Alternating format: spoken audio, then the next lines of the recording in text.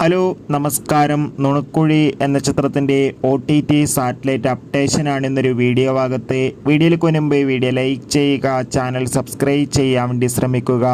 ബേസിൽ Joseph, grace Antony, Manoj Jain, Siddique എന്നൊക്കെ പ്രധാന കഥാപാത്രങ്ങളായിട്ട് ഇന്ന് ഓഗസ്റ്റ് 15 റിലീസ് ചെയ്ത ചിത്രമായിരുന്നു നുണക്കുഴി.